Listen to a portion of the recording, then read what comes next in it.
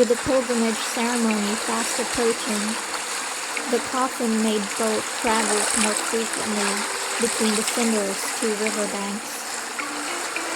When the ferryman rests, I take over his duties. The boat still travels across the waters, and I collect a silver coin.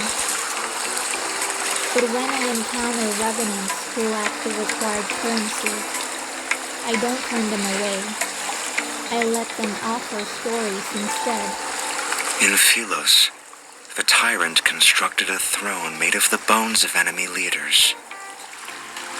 I heard he owns a certain painting of the royal capital. It's in the palace, and no one is allowed to touch it. One day, a rebellious noble burned one corner of it, and the tyrant leveled the entire territory and scraped away the dust from the city walls. The lamp in the corner of the boat sways gently as I pull from the stern. I listen in stunned silence. When did he appear? I'm not sure. The day Philos fell, I suppose. That day, storm clouds raged across the sky. Darkness devoured the sun, and countless Philosians trembled in fear. All right. I understand. As the boat reaches the shore, the revenant's stories come to an end. They bid me farewell and leave. I secure the mooring rope and turn when a mysterious chill creeps up behind me.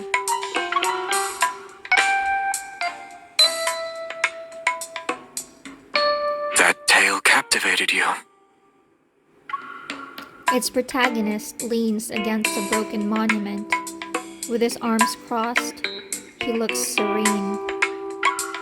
It only took a few days for you to go on a side quest.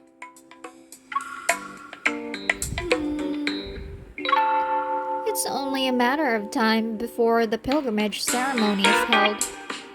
Now is the time to gather information. In a few days, I've already uncovered new intel about the path of pilgrimage.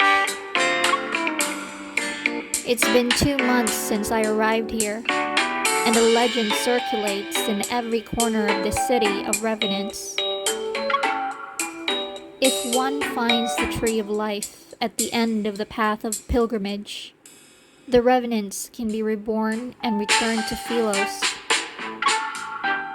I, the revenant's chosen one, and the former king of Philos are the only 2 individuals who can be considered alive.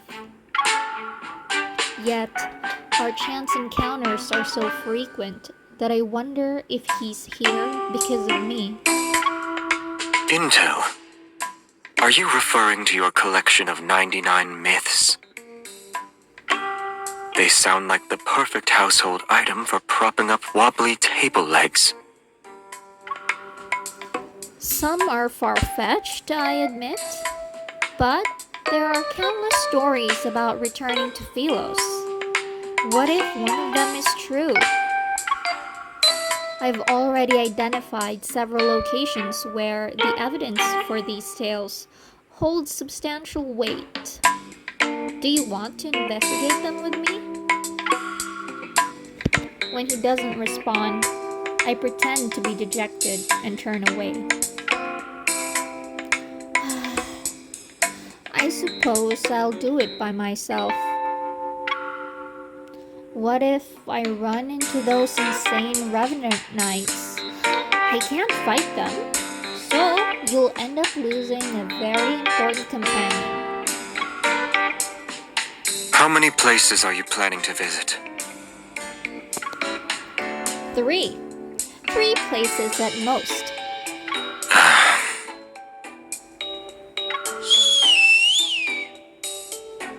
His dark-colored cloak swirls behind him as he raises his palm and makes a soft call toward the sky.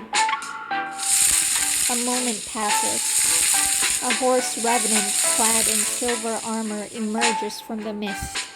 Its hooves make no sound, and its eyes burn with faint blue flames.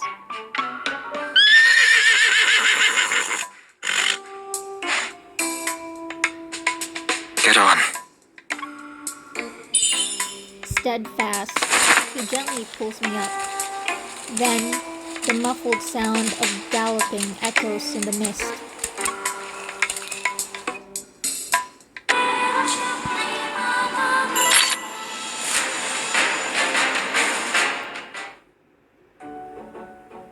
The pilgrimage ceremony will soon be upon us. The riversides of the cinders are brilliantly illuminated, which stands in contrast to its usual gloom. Nearby lies the pilgrimage market. Its lights ripple like water, and the place resembles a fragmented dream. The Chosen One must have used an ancient spell to make him obedient. Or perhaps a forbidden pact was made. Her voice is sweeter than arsenic, and his love is as everlasting as death's marks. Run! He's looking our way! The revenants immediately disperse like smoke.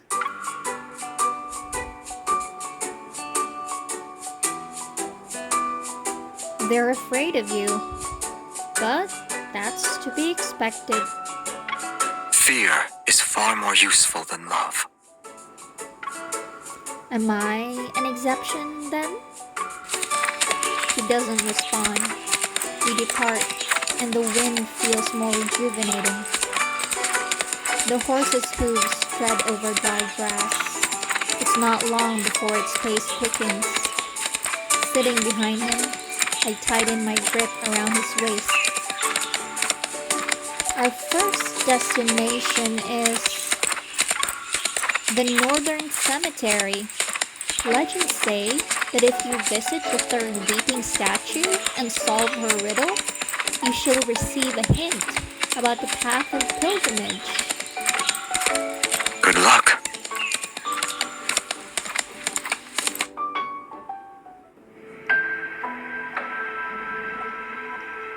Upon reaching a gloomy cemetery, I dismount and find the legendary third weeping statue. I am born without form, yet I exist at every moment. Although you can see me, I cannot be touched. You never leave me, yet I cannot be seen. Although you understand me, I cannot be explained. What am I? Is the answer time? You're the first person in all these years to give the correct answer. The ground trembles as the statue slowly pivots to reveal a hidden mechanism behind it. Huh? There's only one coffin at the very bottom of the tomb. Is that it? With a sincere heart, you can use this coffin to traverse the cinders and reach your desired location. But this is a stone coffin. The statue closes its eyes and refuses to answer my questions.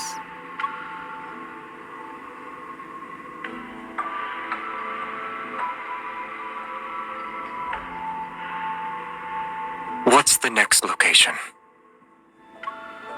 A broken bridge is located in the forest to the west. We must find a non-existent knight. They say that the suit of armor is empty. No body, not even a spirit. It's just a suit of silver armor. If we defeat him, he'll guide us to the real starting point of the path of pilgrimage.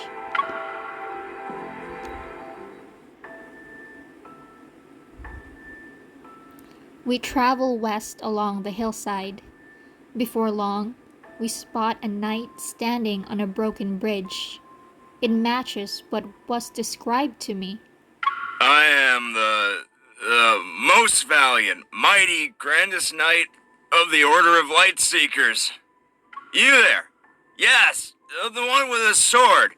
I challenge you to a duel. We shall fight to the death. This isn't what I expected.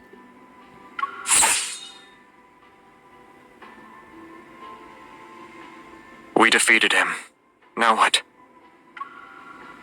Sir, have you heard about the myths surrounding the Path of Pilgrimage or the Tree of Life?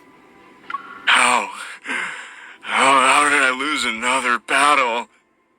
My king said he would build a city that would never fall, and I believed it was possible.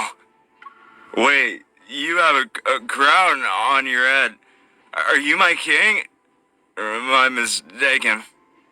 You have the wrong person. Empty promises. Even faith itself is an empty promise. These knights' faith was destroyed, and they died in battle. In death, their consciousness is reduced to an obsession that haunts their empty armor. After muttering an oath of fealty for the last time, he crumbles to the ground.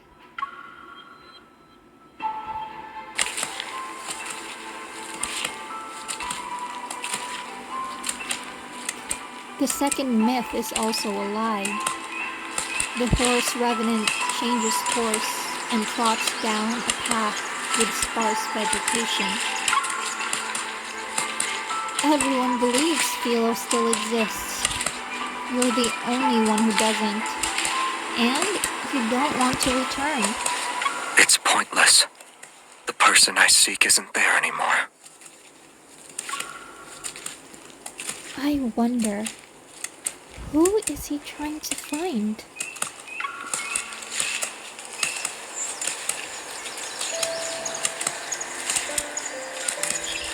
The water below reflects moonlight and casts long shadows under the horse's hooves.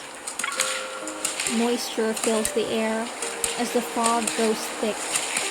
We soon arrive at our third destination. The fallen lands are situated in the center of the swamp. Legend says that it allows the dead to see memories from when they were alive. As for the living, they can see the person they want to meet the most. Only mud awaits us. We don't need to go there. Wait, let me borrow your sword. What do you plan to do? Cut wood. Can you even lift it? You can. The trees crack and fall as I strike them. After constructing a simple wooden bridge across the swamp, I return the sword to him.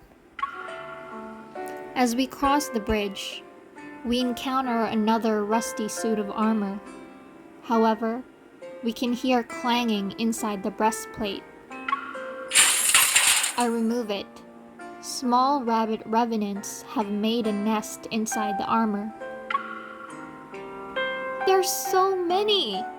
Can we keep them? No. Why not? At night, they like to jump on a bed. You won't be able to sleep. With heavy reluctance in my heart, I stand up and walk toward the fallen lands.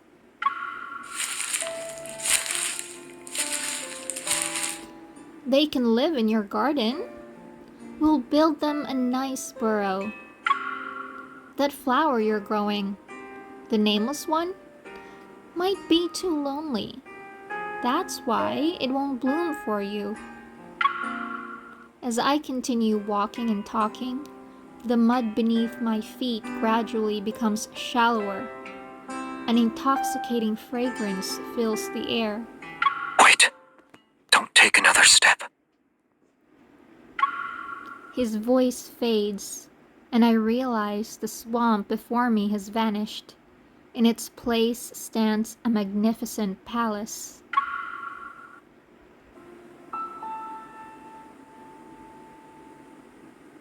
Golden arches gleam.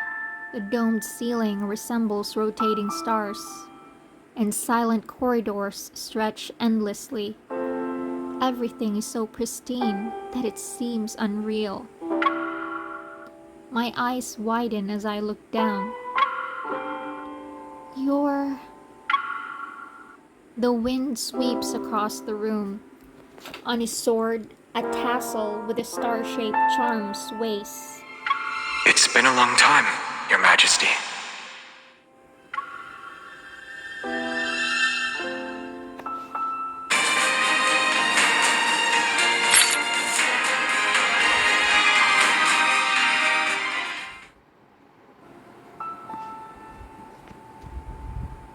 Your Majesty, I was calling for you. You didn't respond, so he charged in. Distracted, I wave my hand. The lady in waiting respectfully leaves. A new order of knights is about to be selected. Yet, you've decided to return now? I wanted to give Your Majesty a gift from my expedition. To appear before the throne without being summoned is considered an act of rebellion. For 100 years, no one disappeared without reason during Your Majesty's reign. The people ensured their queen's reputation had spread near and far.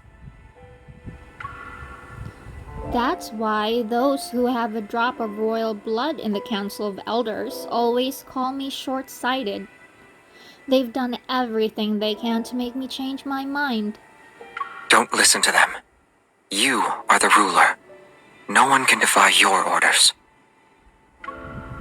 Showing no interest in those nobles, he speaks nonchalantly as he always does. You speak with too much insolence. What if I said I wanted to take you away? Is elopement considered a presumptuous request? But I can't abandon the planet at this time.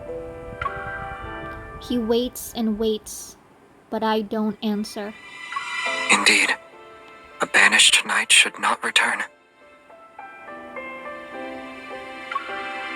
He reveals a faint smile, bows, and then leaves. Since when was he this obedient? His name is stuck in my throat. Before I can call out to him, his figure vanishes into the white light beyond the palace doors. Wait! He falters for a moment, yet he continues walking as if he hadn't heard me and departs for a place beyond my line of sight.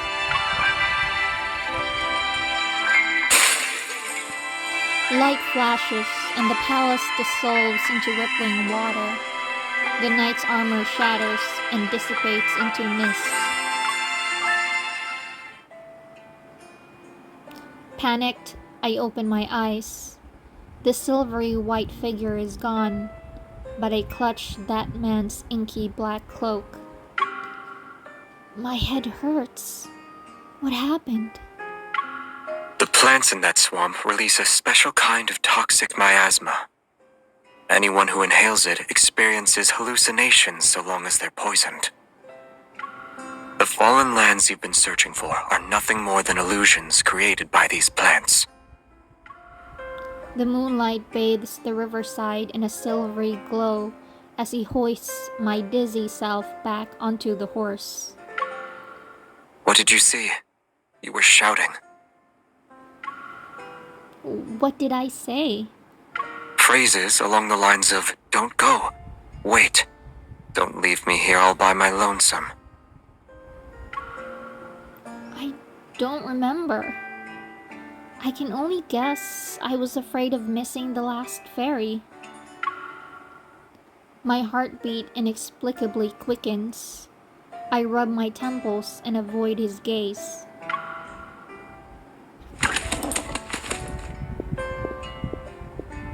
The horse walks slowly.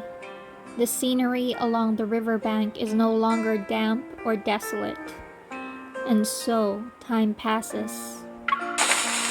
We return to the city and note the tall banners standing on both sides of the gates. They're decorated with distorted, exaggerated images of deities. As the chosen one, I'm depicted in the center.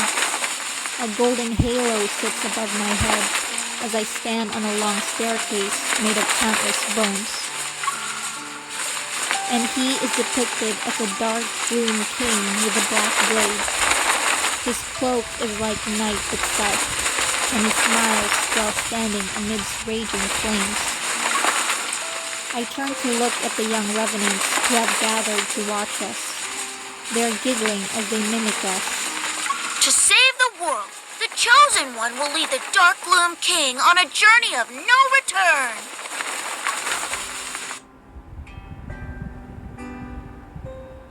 Did you hear that?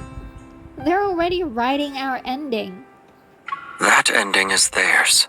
It's not necessarily ours.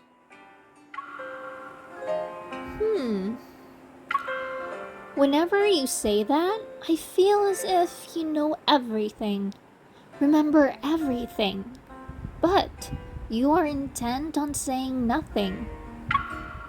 And I can't even remember who I am. Not everything is worth remembering. Yet the 99 myths you worked so hard to collect. Yes, I know they're only myths. I thought you were stuck in that black castle for too long. I wanted to go on a stroll with you. You don't need to make up excuses such as that. Do you mean to say you'll walk with me if I ask? Instead of responding, he reaches out to pet the horse. Light emanates from his fingers. Then I notice a small basket on the horse's back. It's filled with colorful mushrooms. I hear soft rustling from inside the basket. Several small rabbits with mushrooms on their heads peek out. Where did you find so many mushrooms? And these rabbit revenants? They followed me of their own volition. Perhaps they believe you are the chosen one. A hint of amusement tinges his soft voice. You can keep them in your garden. I knew you were bored.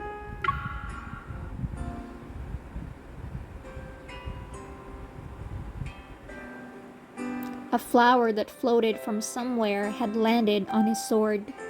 He takes it and tucks it into my hair. I want to prevent you from making another 999 myths.